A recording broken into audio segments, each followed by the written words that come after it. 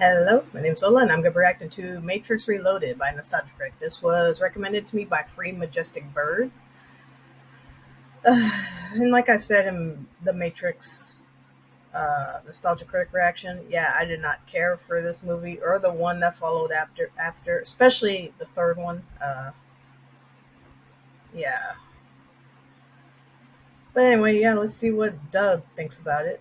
And like I've said, just a little pause on the recommendations just for a while. Just a little break, guys. Just be patient. Anyway, yeah, like I said, let's see what Doug has to say. And if you want to like, comment, subscribe to my channel, you can. If you don't want to, that's fine too. Here we go.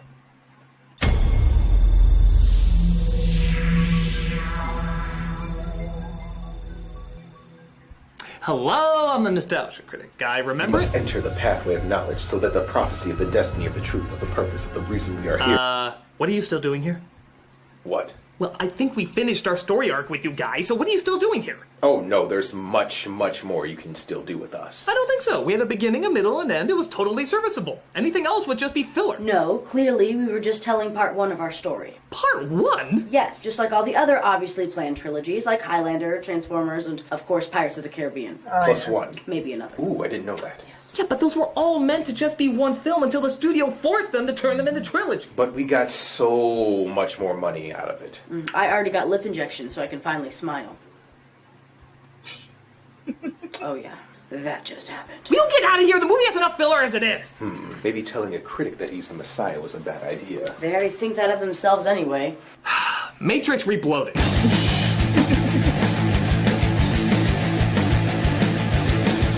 After the surprise popularity of the first film and seeing how many people were constantly paying homage to it, Warner Brothers felt they had a gold mine on their hands and felt the need to stretch this out into a trilogy. What followed was an impressive-looking spectacle that needed to throw in more of what made the first film so popular, including the bad shit. More endless speeches, more pointless fight scenes, more self-indulgent dialogue who, like Shyamalan, thinks sounds more epic if you don't use contractions. We do not wish to start a panic. Some of you do not. We did not know what happened. That is, of course, your prerogative. The meeting is over. You know why we are here. Seriously, writers, why are you so afraid of the apostrophe? Look at him. He just wants to make your sentences more practical. Where most Matrix fans would probably cream their pants for this, most of them actually were disappointed by it. Because, even for a Matrix movie, it connected practically none of it to a coherent story. Let's see if we can make sense to what was originally trying to be so blatantly obvious. This is The Matrix Reloaded. Though I will be honest that freeway chase scene, that was awesome. I also like the fight scene between Neo and like those 100, whatever, 300, thousands, whatever, how many there were Agent Smiths. Except for the parts where you can easily tell, like, it's CG. Like, man, like, it looks like all of a sudden, like, did the Matrix video game pop up all of a sudden? What the anyway. So the movie starts off by establishing a subtle atmosphere through build-up and mystery. Oh, Wachowskis, you made me come. Ugh.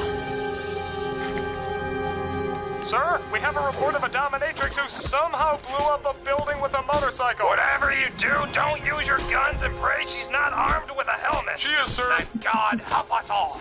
I'm in. So finally they explain what's going on and... or just more of this bullshit.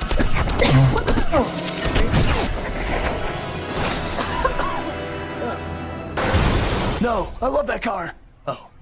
We see once again Keanu Reeves portraying Tom, who keeps having a dream about his girlfriend Trinity smashing into a car. Funny, most of the women he dates dreams about him smashing into a car. Morpheus, again played by Lawrence Fishburne, has yet another bloated talk with a crew member named Link. Link. Yes, sir. Like from Zelda? I do hope what only takes a sentence to say goes on for several minutes. Given your situation, I can't say I fully understand your reasons for volunteering to operate on board my ship. Translation? Trust me. Okay. Move along. So Morpheus' gang meets up with a bunch of other people who like to wear shades in dark places as they pick the safest of meeting grounds, the Matrix. Which I think these films have spent most of their time establishing why that's not the safest of meeting grounds, but hey, this film also suggests the world's gonna be saved by Hot Topic. Are you surprised by anything anymore?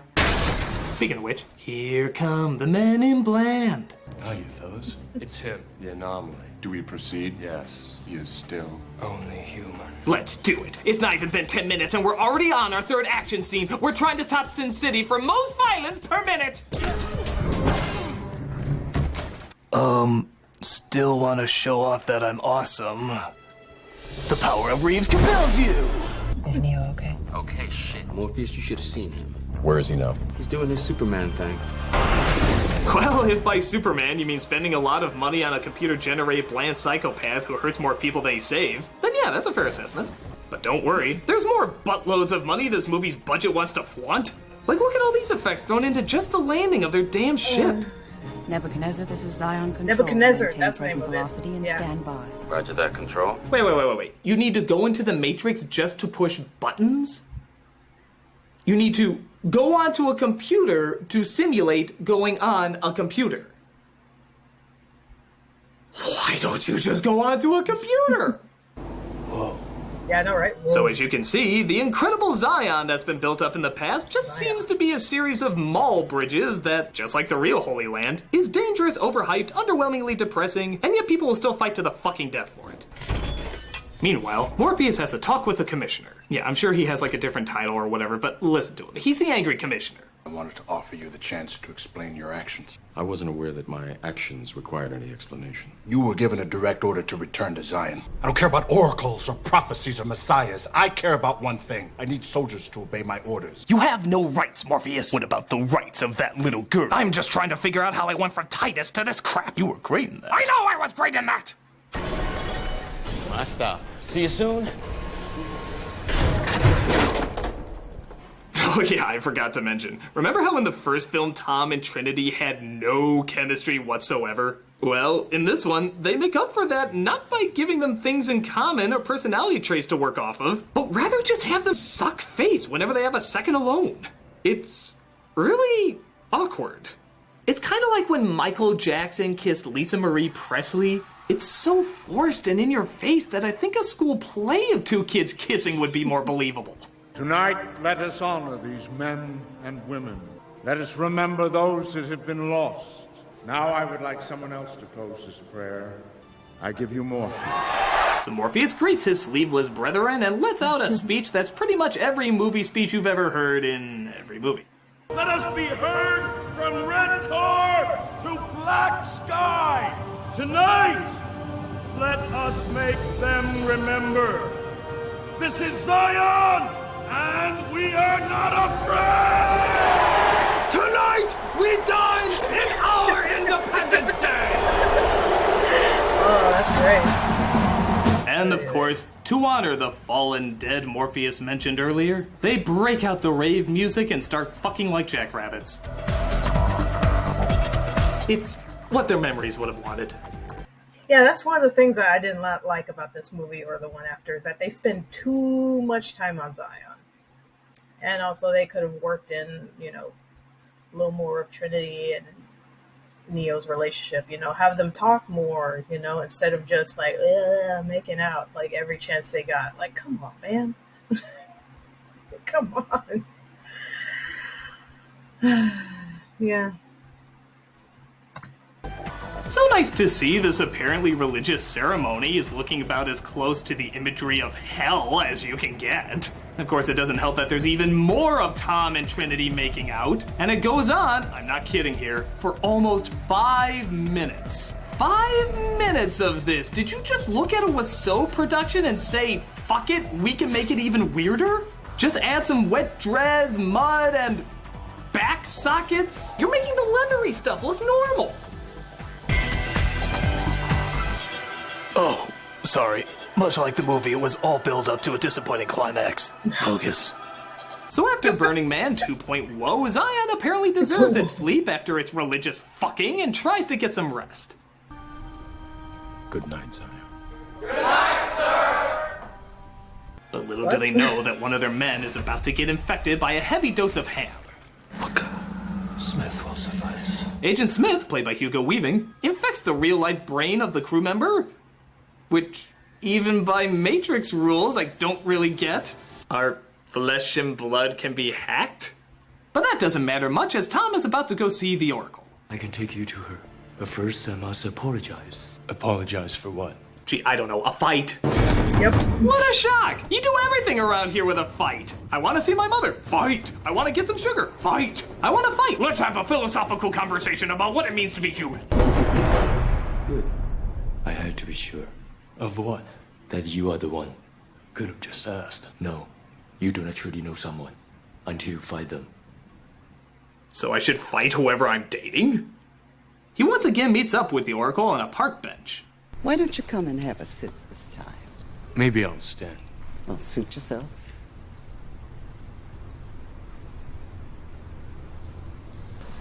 I felt like sitting.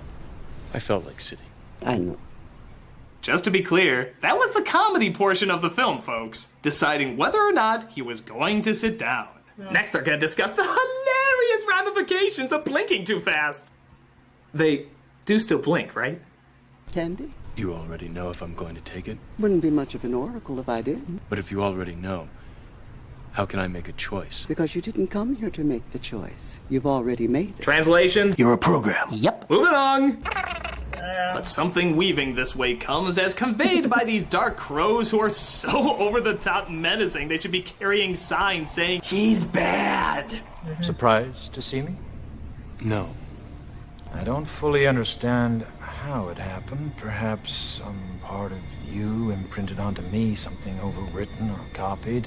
Or maybe it's just lazy writing. Now here I stand because of you, Mr. Anderson, because of you. I've changed. I'm unplugged. A new man, so to speak, like you, apparently free. They still haven't programmed my inflections right, but if Christopher Walken can milk it, why can't I? There's no escaping reason, no denying purpose, because as we both know, without purpose, we would not exist. Translation? I hate you. I hate you. So it's Revenge of the Smiths as a group of them try to attack Tom. However, when that doesn't work, he gets even more. And when that doesn't work, he gets even more. And when that doesn't work, he gets more and more and more, and holy fucking shit. I should be bored by the fact that this is the 5th fight scene and we're not even halfway through the movie yet, but honestly, the access is just so batshit insane, it's actually kind of ridiculously fun. The fact that I'm seeing dozens of Hugo Weavings constantly get punched in the face like a whack-a-mole is fucking hilarious to me. I'm not gonna lie, I could watch it for hours. Just imagine him saying ow every single time he's smacked. Ow, ow, ow, ow, ow, ow, ow, ow, ow. Of course we go into video game land again when the seriously dated CGI takes over. But even that's kind of funny when they pile on top of him like an army of cartoon ants. Why don't they just take on the shape of a big giant monster while they're at it? Waka waka, Mr. Anders. Actually, that was the original plan for the final fight with Neo and Agent Smith in the 3rd Matrix movie at the end. But something happened with money or producers, writers, I don't know. They couldn't do it. So it's actually at the end of the Matrix Path and Neo video game. Yeah. Yeah, this was originally planned. Like, yeah, they were at the end of the 3rd movie. It was supposed to be a whole bunch of Agent Smith coming together to form one big giant Agent Smith. Oh my God, man, I think that would have been awesome if they did that for the last movie. I think that would have probably saved the 3rd movie, I think.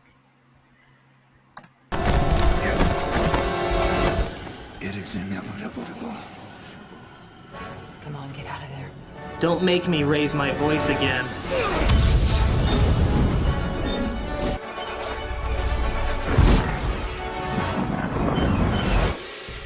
Why didn't he do that before? Yeah, could have saved us 6 minutes.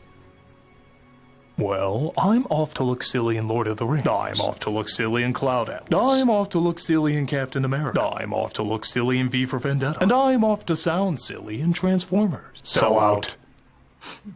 Say, is it me or do you smell an unnecessary dual performance?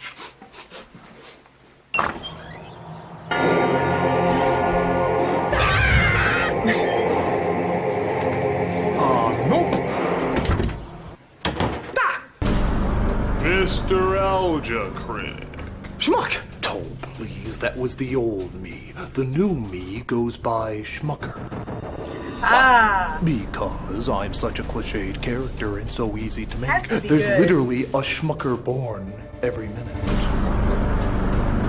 Wow, you're good. Of course, with a name like Schmucker, I have to be good. Mm-hmm. A special shout out to the people over 30 who actually got that joke. We appreciate your viewership. Enough of this talk. What's your plan, Vulcanbrow?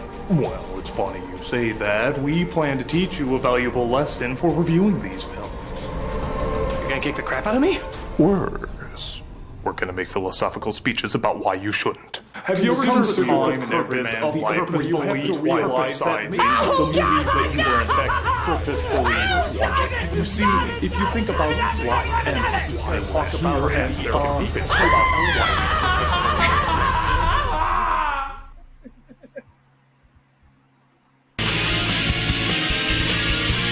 Plus, the purpose of your purpose does not purposefully that coincides ideas on a shelf that is why our purpose never goes. Our destiny is not one that can be foretold unless its truth lies in the purpose of the lie.